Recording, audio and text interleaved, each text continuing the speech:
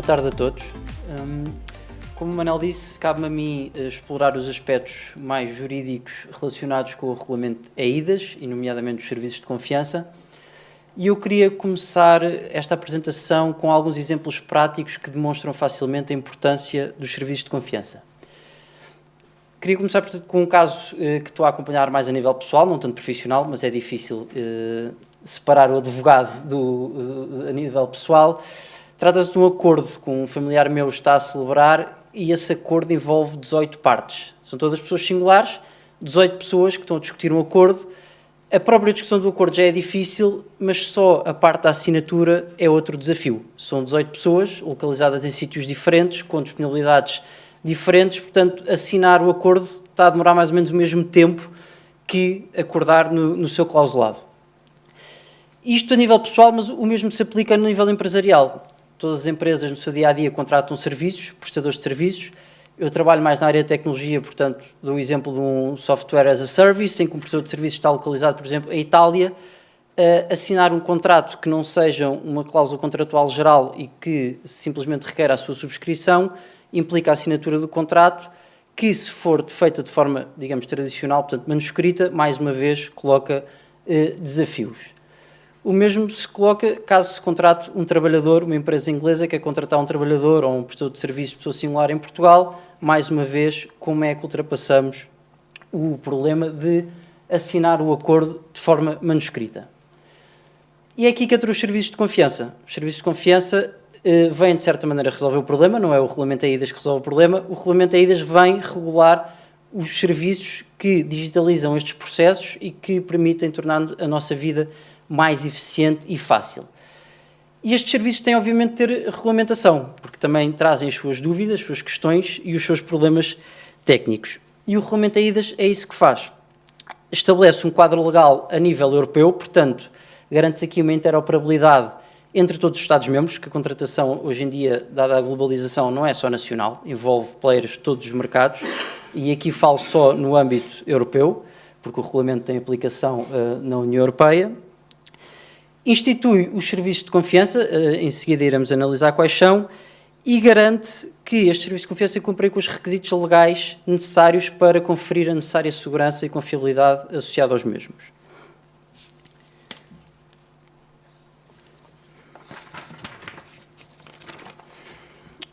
O regulamento eIDAS, o regulamento 910/2014, já está em vigor há 10 anos, portanto não é algo novo. Novo será o regulamento eIDAS 2.0 que vem alterar este, mas que iremos abordar em painel próprio ainda hoje. E este regulamento tem aplicação direta em todos os Estados-membros, ou seja, não requer que seja transposto as suas normas para os Estados-membros. No entanto, como qualquer regulamento, prevê cláusulas abertas essas que permitem que cada Estado-membro regule determinados aspectos da sua aplicabilidade. Por esse motivo, sempre que se recorra a um serviço de confiança, teremos que considerar o quadro legal de cada Estado-membro. No caso de Portugal, teremos então que considerar o Código Civil, o Decreto-Lei 12/2021, que executa o regulamento eIDAS em Portugal, portanto, o regime aplicável à identificação e aos documentos eletrónicos, e, por fim, a Portaria 62/2021, mais relacionada com a própria prestação dos serviços de confiança, que eu não irei abordar nesta apresentação, por ser um aspecto mais técnico e aplicável aos prestadores de serviços.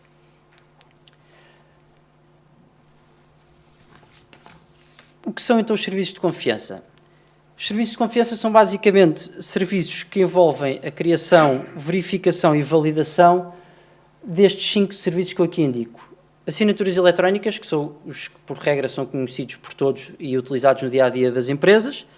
Os selos eletrónicos, os selos temporais, serviços de envio registado e, por último, a autenticação de websites. Estes últimos 4, ainda que assumam uma grande importância no dia-a-dia das empresas, não são, por regra, muito utilizados. E estes serviços acabam por certificar as transações de documentos e permitir a identificação das pessoas que o utilizam de forma fácil, ou seja, substituímos aqui a assinatura tradicional, presencial, por um serviço em que as pessoas não se veem, digamos assim, assinam um documento de assinaturas eletrónicas, mas que, derivado dos seus requisitos técnicos, confere a segurança necessária para que as partes estejam dispostas a utilizar esses serviços. Também tem uma importância ambiental, já que diminui o impacto, por exemplo, da impressão de documentos que todos nós tentamos evitar. Começando pela assinatura eletrónica. Existem 3 tipos que têm requisitos, valores jurídicos e força probatória diferente. Uns requerem medidas de segurança acrescidas, outros são mais simples, como eu referi, e temos a considerar a assinatura eletrónica simples, que basicamente se caracteriza por dados em formato eletrónico que se ligam ou estão logicamente associados a outros dados em formato eletrónico e que sejam utilizados pelo signatário para assinar um documento. Em termos práticos, podemos estar, por exemplo, a digitalização de uma assinatura. Assinatura eletrónica avançada é uma assinatura mais robusta e que eu diria que é normalmente utilizada no dia-a-dia das empresas, que é uma assinatura que cumpra com determinados requisitos. Estar associada de modo único ao signatário, permitir identificar o signatário, ser criada utilizando dados para a criação de uma assinatura eletrónica que o signatário pode, com elevado nível de confiança, utilizar sob o seu controle exclusivo ou estar ligada aos dados por ela assinados de tal modo que seja detectável qualquer alteração posterior dos dados. Um exemplo prático será um código gerado, uma assinatura está associada a determinada pessoa, quando essa pessoa pretende assinar um documento, é gerado um token ou um número que é depois introduzido por forma a garantir que, de facto, a pessoa que irá assinar é essa pessoa. Por último, a assinatura eletrónica qualificada, como o próprio nome indica, qualificada é que apresenta um nível de segurança mais elevado, que passa por ser uma assinatura eletrónica avançada, criada por um dispositivo qualificado de criação de assinaturas eletrónicas e que se baseia num certificado qualificado de assinatura eletrónica. E aqui o ponto-chave será o certificado de assinatura eletrónica.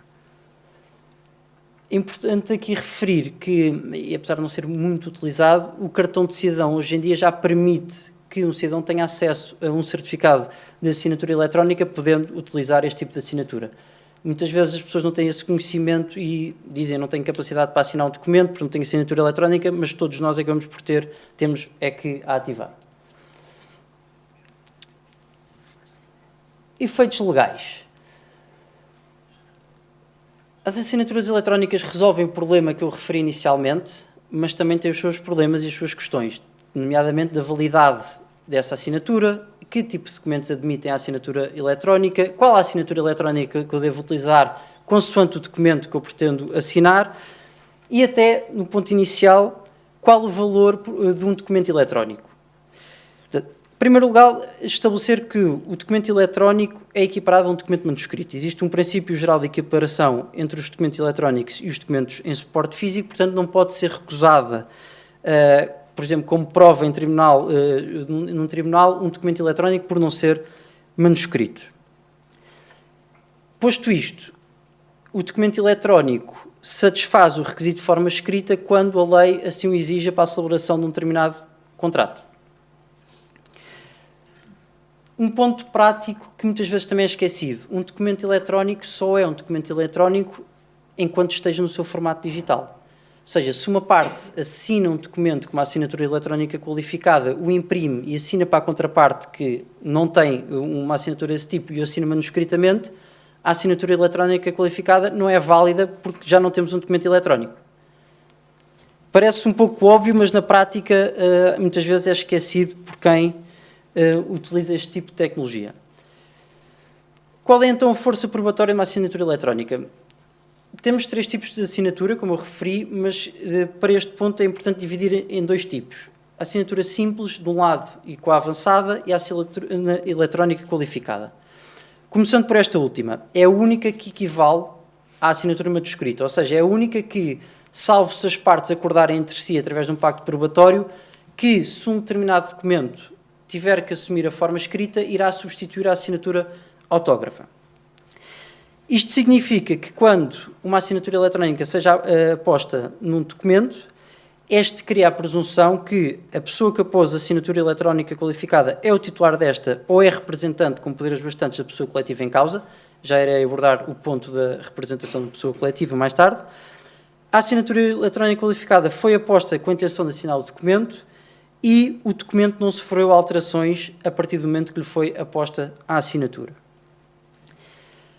É importante, contudo, notar que, por forma a que a assinatura seja válida, o certificado não pode estar revogado ou tenha caducado o seu prazo. Por outro lado, as assinaturas simples ou avançadas, como referi, não substituem a assinatura manuscrita. Portanto, o seu valor probatório será livremente apreciado pelo Tribunal. Ou seja, quando decidimos que tipo de assinatura vamos utilizar, eu costumo sugerir primeiro verificar qual é que é a forma que o documento exige. Se é a forma escrita, vamos primeiro, obviamente, à assinatura eletrónica qualificada. Se as partes assim o entenderem, assinam um pacto probatório em como aceitam as demais assinaturas, mas não existindo uma forma escrita para aquele documento, tem que ser aqui feita uma análise de risco, ou seja, documentos que sejam assinados mais do dia-a-dia, acordos que não tenham uma elevada complexidade, que não assumam obrigações de um elevado cariz económico, por exemplo, para as entidades. Assinatura simples ou avançada será suficiente. Um documento, digamos, mais sensível, então é aconselhável, mesmo não seja exigida a forma escrita, que seja utilizada a assinatura eletrónica qualificada.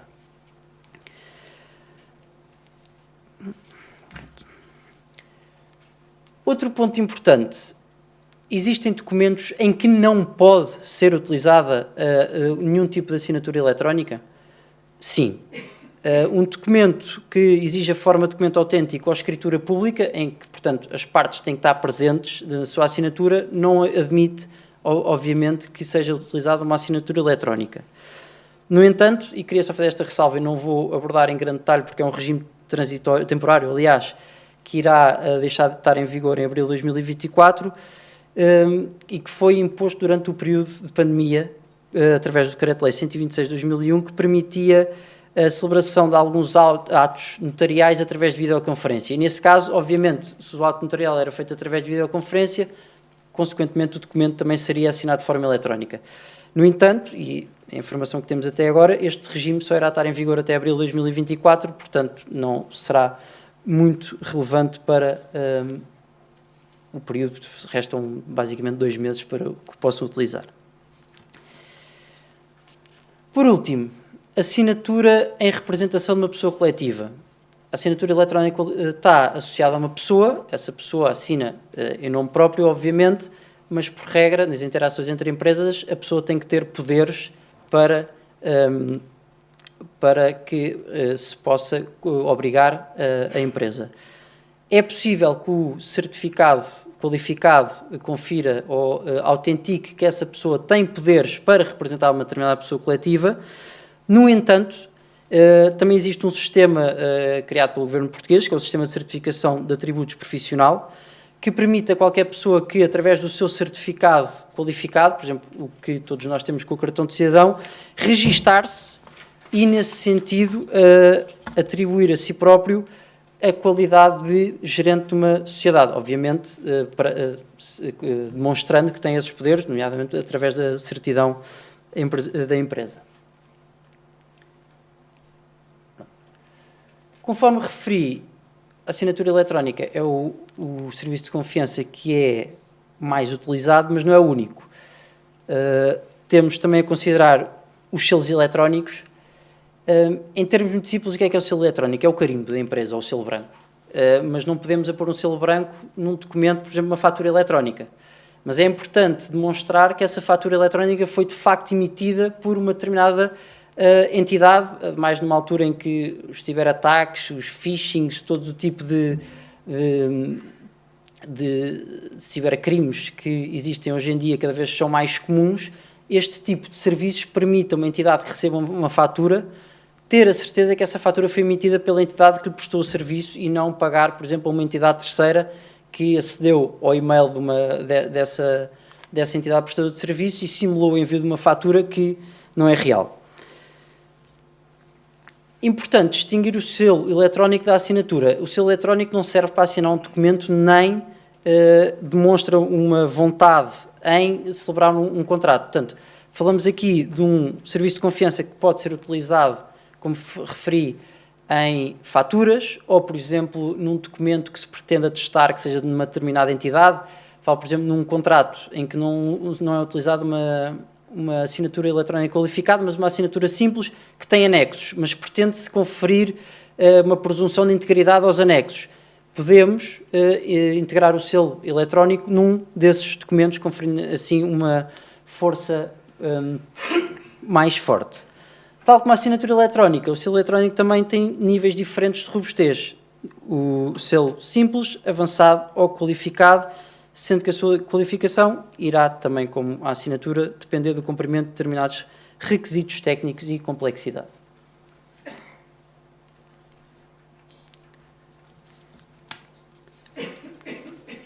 Repetindo um pouco o que referi, os selos eletrónicos servem, portanto, prova da emissão de um documento eletrónico por determinada pessoa coletiva. A sua aposição, portanto, certifica a origem e a integridade desse documento.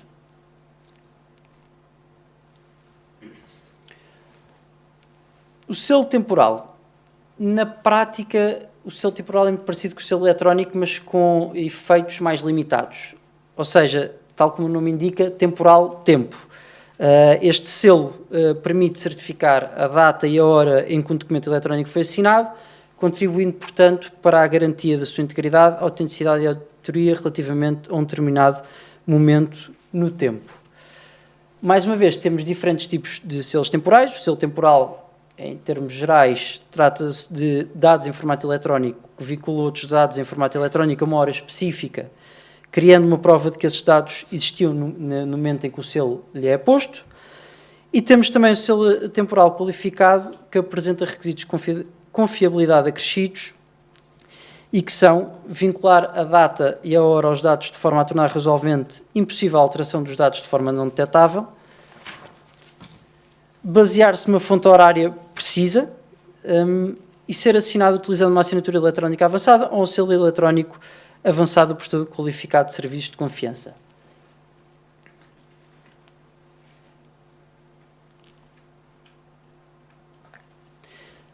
Mais uma vez, para relembrar, todo este tipo de serviços só funcionam se tiverem em causa um documento eletrónico. Se o documento for impresso e entregue, o facto de, no fim, estar uma referência ao selo, à assinatura eletrónica, não tem o valor probatório e eficácia jurídica que eu aqui estou a referir. Serviço de envio registado eletrónico.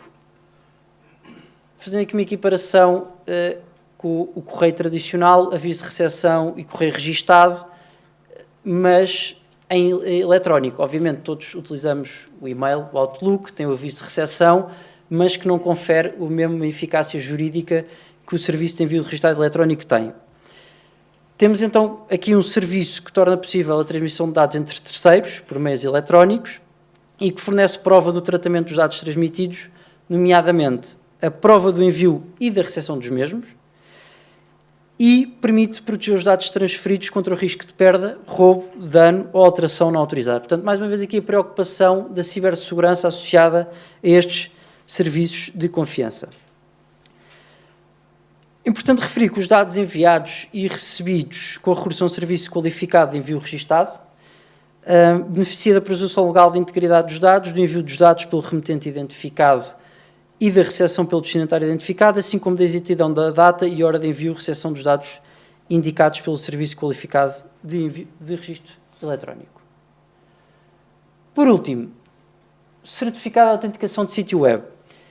Trata-se aqui de um serviço que eu diria não tão importante numa relação de business to business entre empresas, mas mais no âmbito da relação entre as pessoas coletivas e os consumidores, nomeadamente no negócio online. Todos nós aqui certamente já fizemos compras online, todos nós fizemos buscas intermináveis por produtos, encontramos promoções muito especiais em determinados sites, mas muitas vezes ficamos na dúvida, será que este site é fidedigno? Apresenta aqui a marca, mas faltam aqui certos elementos que me levam a desconfiar que se trata de facto de um site da marca que eu pretendo adquirir. Através de um certificado de autenticação de sítio web, é possível que essa entidade de facto reconheça e apresente que o website corresponde à entidade ou à pessoa singular, também uma pessoa singular também pode ter um website, obviamente, criando assim confiança no consumidor que o visita. Mais uma vez, temos diversos requisitos que devem ser cumpridos por forma a que um certificado de qualidade seja emitido, requisitos esses técnicos que também iremos abordar no painel seguinte.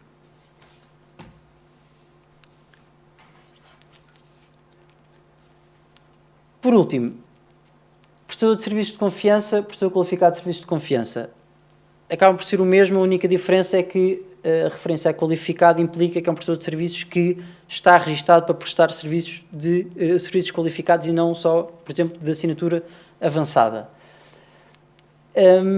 Conforme referi inicialmente, o regulamento EIDAS garante a interoperabilidade de serviços a nível europeu. Ou seja, se eu adquirir uma assinatura eletrónica qualificada em Portugal, essa assinatura irá ter o mesmo valor em Itália, Espanha ou França.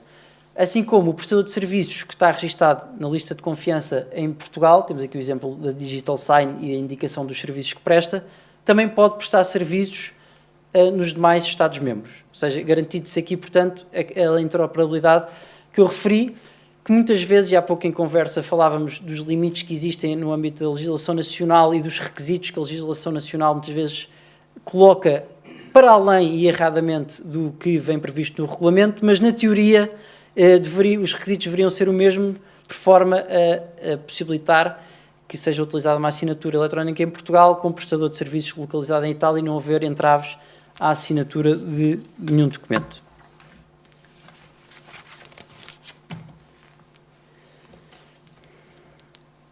Por último, não podia deixar de falar, obviamente, do Regulamento EIDAS 2.0, que está para muito em breve, e que traz aqui um novo conceito de identidade digital europeia, ou seja, não é um novo regulamento na sua totalidade, é um regulamento que vai alterar o já existente e que o ponto principal é que trata-se de identidade digital europeia. Portanto, temos os serviços de identificação, já hoje em dia, os selos temporais, os selos eletrónicos, conforme referi, mas através do regulamento EIDAS 2.0, o consumidor, o cidadão, irá ter acesso, caso assim entenda, a uma identidade digital eletrónica que lhe permite identificar, junto de vários prestadores de serviços, por toda a União Europeia.